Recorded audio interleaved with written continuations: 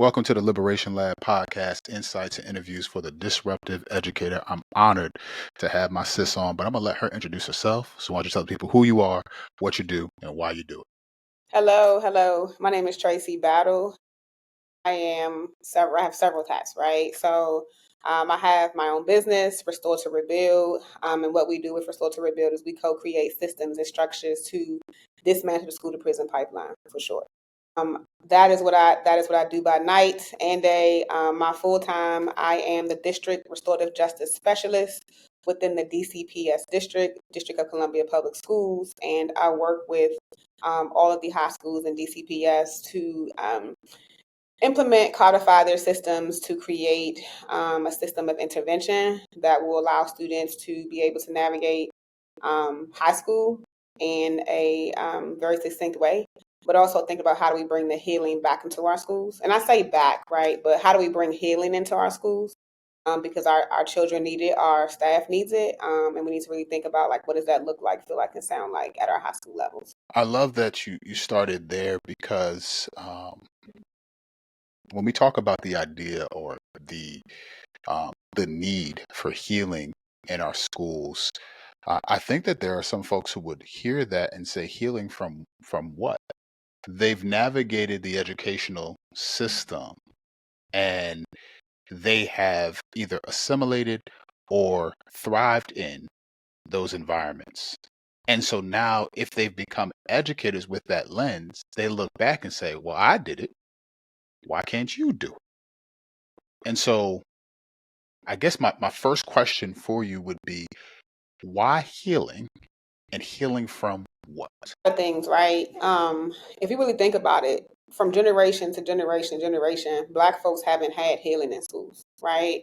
From being in segregated environments and getting taunted, getting bullied, getting chastised, those behaviors that has been internalized and passed down to our great parents or our great grandparents or our mothers and fathers, right? So this is a generational trauma that our students have been enduring.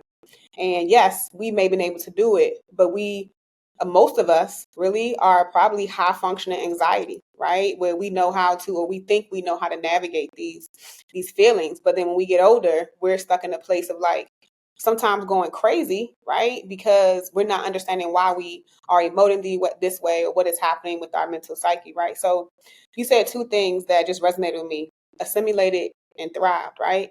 And those two can be pieces of trauma as well. When we think about, let's just think about in the last 2-3 years, right? Vast majority of us have never lived through a pandemic. And so we always talk about the displacement of students over the summer. They had displacement for 2 years, right? And so one thing I tell my schools is like, we got to understand we're working in a trauma unit right now. We're working with students who did not have access to school. In some cases, didn't have access to their basic needs, right? And they're coming back and didn't have access to socialization. Now they're coming back into a space and we think that we can put a Band-Aid on it and just move forward. No, we can't, right? We need to really dive in and think about the root of these issues and have those conversations and allow students to feel comfortable enough, students and adults, get the courage enough to speak about what they're feeling. So we can then be able to give them the tools needed to be able to navigate these spaces. And so yes, we may have did it, but we did it with struggle too. People just didn't communicate about it. We did with, I'm in Washington, D.C. We dealt with the sniper. We dealt with 9/11. We dealt with all these things. And I can't remember one time in my school did we sit down and talk about how it made us feel to be scared to walk to school every day because we didn't know if we would get shot by the D.C. sniper, right? Or if we were scared to walk around and we saw a white van because what we saw on the news is this guy, a clown in a clown outfit is pulling kids, right? And so when we think about our students and we're thinking about bringing the healing back, we really need to be having these conversations because trust and believe, if we get to the point of having these conversations, a lot of our students will surprise you with how they feel, what they know, and how we can be able to support them. And to be honest, a lot of that healing can be healing for ourselves as well. Part of the reason why I got into restorative justice because it was for my own healing. I wanted to become the educator that I needed when I was in school. Yeah. And so I had to think about like, how do I do that? And this I learned about restorative practices and restorative justice, and I became infatuated. And not only has it helped me in my healing practices with the institution of education, right? But it's helped me in my personal life as well. And so when I say we have to bring healing into schools, if we really want a thriving nation, we really want to thrive, we really want to see students and kids grow, we really have to think about those healing pieces that we're missing. And I know that some schools have like SEL and things like that, but how are we really fixing the root of the issue? Yeah. Yeah. I think, before we hit record, I was using the analogy like bath fitters, right? Like Mm-hmm. it's this practice of I don't really want to fix what's underneath. Let me just slap something new over it and hope it works. And when we talk about the idea or the need for healing, folks who miss the relevance, it's either, if I think there's a quote that says like if you are not fighting for justice, it's usually because you're full of privilege. Mm. And I think that sometimes it insulates us, our lenses. We can't see, we can't aid, we can't support, we can't unlearn because we feel like our privilege is the norm. Mm-hmm. And and and so when I think about this, the need for restorative justice in our schools, I think about how you almost have to now, in the work that you and I both do, is you have to coach people out of harmful practices before you can actually coach them into what it should look like. What are some of the biggest myths, misunderstandings that you've encountered in your journey that folks should unlearn if we're really going to grapple with what it looks like to embody restorative justice in our schools? I think the biggest myth is that folks believe that restorative practices doesn't come with consequence. That is the biggest misconception that I have come across nationwide, that consequence is not happening. And I think that in some cases, if we don't do restorative practices correctly, then yes, consequence won't happen, right? And I can go into that in a little bit more. The other thing that I think is a big myth is people sometimes have a misconception of the distinction between restorative practices and restorative justice. That's good. That's And good. so restorative practices is the proactive approach that we take in schools. So students don't have to get to the justice system, the restorative justice system, right? Yeah. Like, what are those intentional moves? What are those interventions that we are creating in our schoolhouse to ensure that we are giving them the tools and helping them develop the skills needed to navigate this specific emotion or this specific behavior, right? Or the harm that was caused. And I think that, folks really need to, we do use it interchangeably, but to be very clear, restorative practices is that proactive approach that we take in schools. And restorative justice is when they get to the criminal justice system and then they're trying to find a different intervention. But we don't Yeah. want them to get to that place, right? That We part. don't want them That to part. get to that place. Yeah. But we also know that students are misunderstood, primarily our Black and brown students. If we want to get deeper into it, our females and our male Black students, they are misunderstood. And so when they become misunderstood and we don't have that level of culture, we then want to just isolate them. And that's not what it's about. And so, you said earlier that, having to get to the folks, this is a mindset change. It is a paradigm shift. It's not a moment. It's not a movement. It is a mindset shift. And it is very hard to get folks to change the way they have been activating for so long, right? Yeah. That's like you going to your grandmother or your great uncle and you telling him, tell them something that's new, and you're like, nah, and back in my day we did it this way. But guess what? We are teaching a totally new generation of adults. They have a totally new, different way of thinking. Back in my day, we didn't have social media so prevalent. Right. That's what they cling to, right? So Yeah. how do we create those interventions and those methods to support them, and help them heal? And as we help them heal, help ourselves heal as well. I think that distinction is key, and I thank you for that push. I think uh, to complement that point, there is a sense in which educators, the adults in the building, feel like restorative practices is just for the kids. And so therefore they miss out on the healing component and the proximity, true proximity that it brings one to another, right? That, to add to the list of myths, if you will, that the bath fitter analogy lends itself here, because what schools will sometimes do is call something restorative, try to do a restorative practice, but never truly build community to begin with. And so then you find, like, well, what are you really restoring kids to if you don't really have a community? And so I would love for you to speak to the prerequisites, if you will. What are some things that we should be thinking through, um, to really do this with fidelity? What are some things that school leaders and teachers and folks, in our school buildings should be thinking about, as they gear up to do restorative practices with fidelity? I think it's a couple of things, right? I'm just kind of writing some things down that's come to my mind, but one of the first trainings that I provide to my staff is around like anti-racist leadership, right? And we think about socialization, and we Yeah, think about how you were raised, so what you think is what you feel you think is the right way to do things. So we navigate socialization, and we also navigate in like biases, implicit biases, and how we might have biases for certain types of group types, right? And so that is actually the foundation of any training that I create, because we have to start there. We have to start at the root. And I grow in these trainings as well. And I actually went to a training years ago, and that's the actually reason why I even start my trainings that way.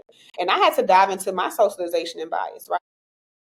When I was growing up, I thought that I had it rough, right? I thought I lived in the ghetto and things like that, until I grew up, and I'm like, I actually had a very privileged suburban life, right? Like a very, being raised by a single mom. My mom was fortunate enough to obtain a Navy government job when she was young. She had 3 children and never wanted for anything of my basic needs. I had food on my table, I had clothes on my back, I had, lights on. I had a parent at home every night. But because I didn't have the things that I always wanted, I had everything I needed. But because I didn't have everything I wanted, I thought I lived a very, for lack of better words, ghetto life. And that wasn't my experience. And so, going to a training, I remember my first training back in, in that training, we had to really write out our levels of socialization and our levels of bias, right? And I noticed that even in my walk, because I was 5 years in teaching at that moment, even in my walk, I had some biases towards students and with particular groups that I had to recognize, and I had to like work through in order for me to be able to lead through a very clear lens. One of the things that I tell folks all the time is, when folks are dealing with trauma, you really operate in a very distorted point of view, and you don't recognize it. You think that's like someone who's that never had glasses and thinking that this is life, right? And then you yeah, finally get those glasses that fit your prescription, and you're looking around like, I've really been missing out on the world, yeah, right? And that's one of the things that we deal with when we operate with restorative practices in schools. Teachers who have, even new teachers, but sometimes our teachers who've been in the game for a very long time, tenured teachers, just kind of sometimes operate in a very distorted view because of what the experience was before. And now we just have a very new generation of students. We have a very new generation of how they're operating. And one of the things that we really got to think through is like, what are the relationships that you're building? Relationship is like that key foundation, right? And being intentional about the relationship, right? I remember I was a principal in Houston, and I remember this young girl. She used to kind of like talk back, right? She used to always have something to say, and I felt it was like extremely disrespectful, right? I was raised when adults are speaking, you don't speak, right? And I remember having to bring her into my office and really just asking her, what is respect to you? And we had to come to a common knowledge of respect, which can be very simple, right? And we assume that everyone has the same alignment with respect. But I had to ask her, what does respect look like? How can I make sure I'm respecting you, and allowing her, and me saying, what can you do to respect me? And we had to come to that common language through a relationship in order for me to understand her. Because for me, before that conversation happened, I was being triggered, right? And I recognized my trigger. And so I created an opportunity for us to build a relationship and have that conversation. But even in that simple question, or even in that simple alignment of respect, those are things we have to do nowadays, because our students are not living in the same times in which we lived in.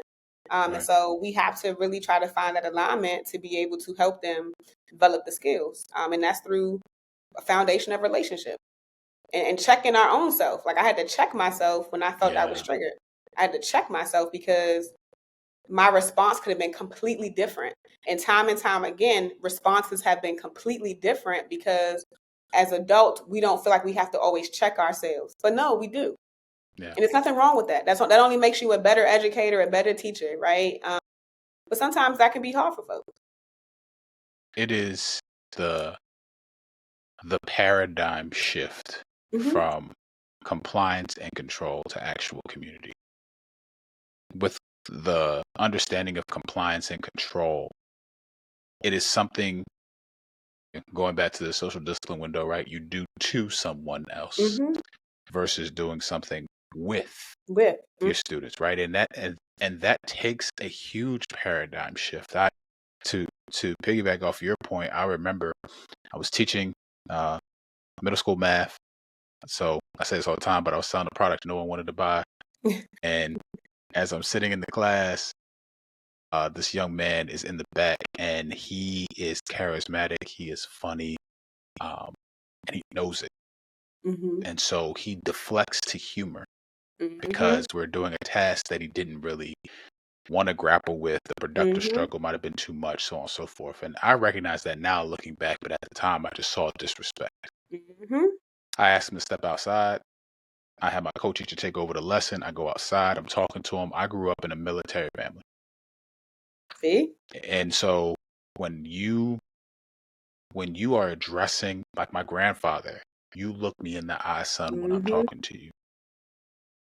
So I'm socialized. I have been kind of immersed in, this is what respect looks like. You stand there, you look someone in the eye. And so when this young man is there and he's not looking at me, he refuses, he's kind of looking nonchalant and all of these things, I now know he's grappling with shame. I now know he feels some type of way about the interaction that took place, and he has some uncertainty. I now know that, but at that time, all I saw was disrespect. And because I applied my lens to him, I now have this, counterproductive conversation that I later have to turn around and apologize to him for, because I chose to value my lens when there's two people in the equation. Exactly.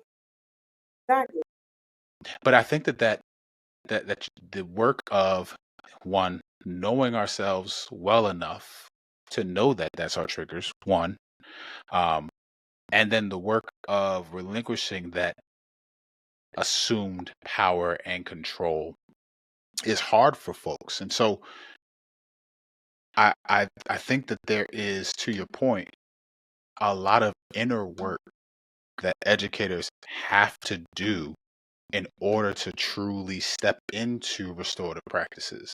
Educators continue to have what I'll say is a PhD in how to serve, support, and whatever everybody else, but don't even have, you know what I'm saying, the basics in understanding ourselves, as though we stop to be ourselves when we step into the classroom. No, that's just not true.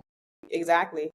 And as educators, we're taking in all of those emotions, right? We're taking all of those energies. We're taking all of those things in. And when do we stop to just breathe for ourselves? When do we stop to just think and create our healing? We don't, because we're always everything for everyone else. And we a lot of times forget to take time for ourselves. I'm actually happy since 2020, since COVID, there has been this big movement of like educator wellness that I'm really, really appreciating right now.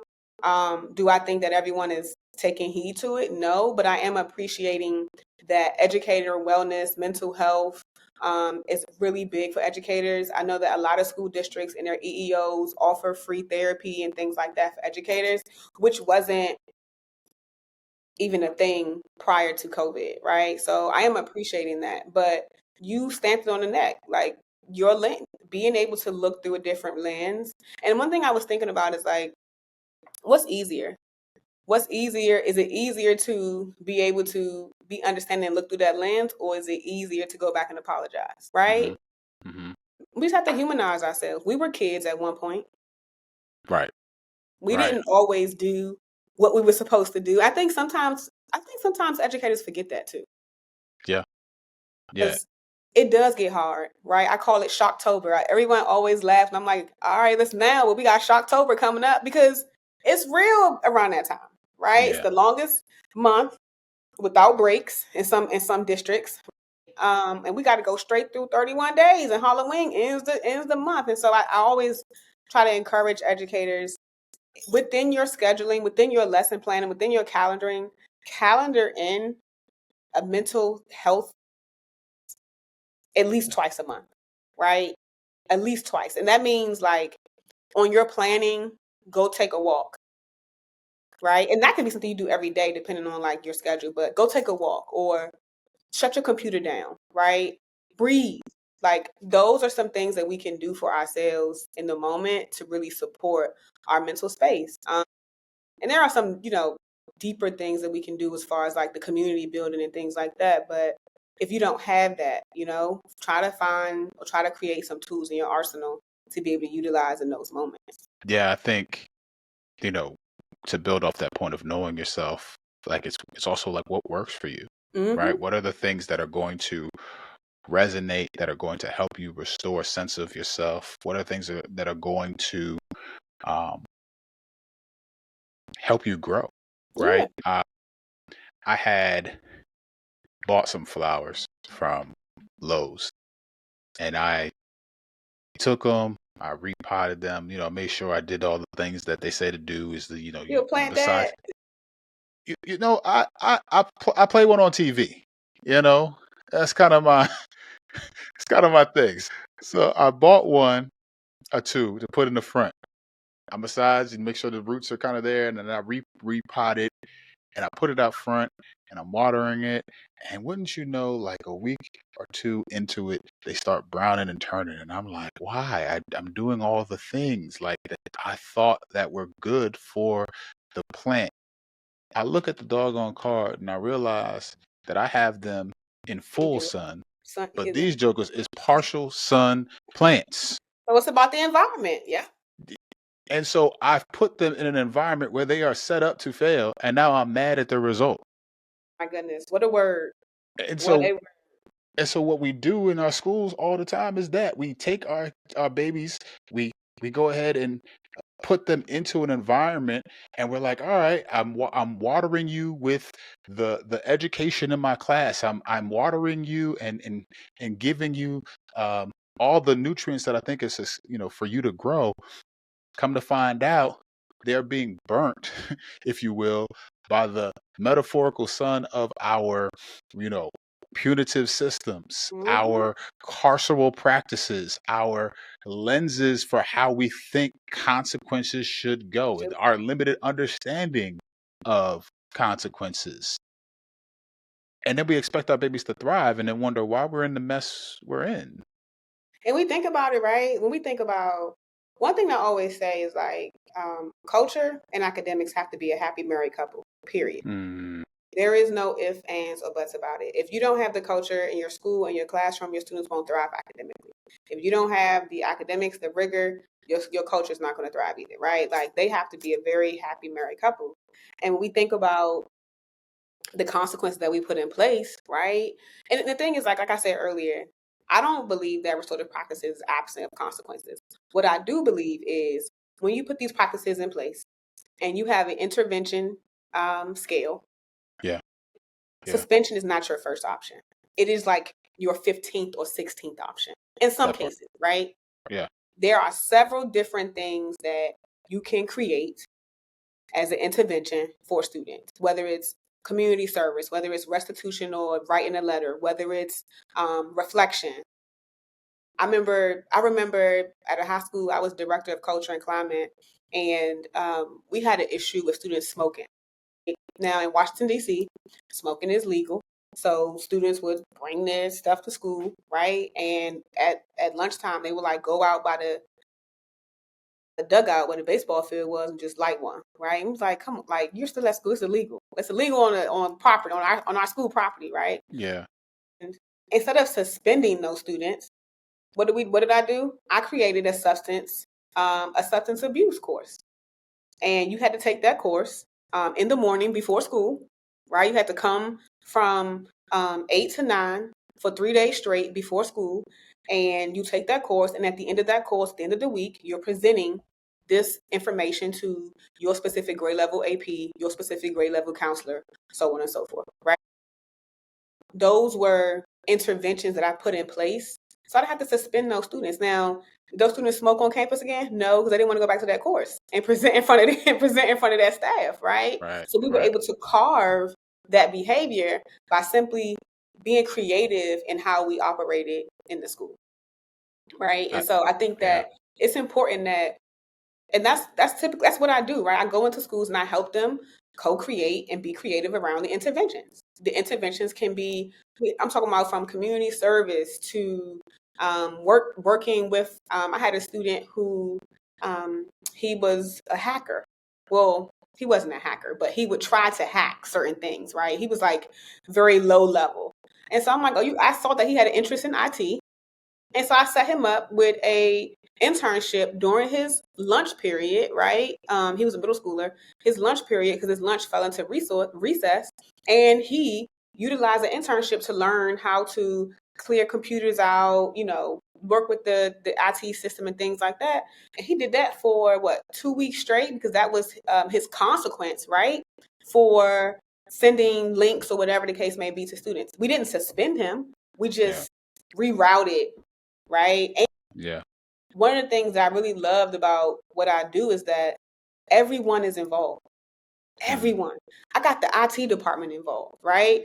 I had a student who was throwing food. Okay, you're going to go into this kitchen. You're about to help the cafeteria ladies clean up. Like, everyone is involved, from the janitorial staff up into the school leadership.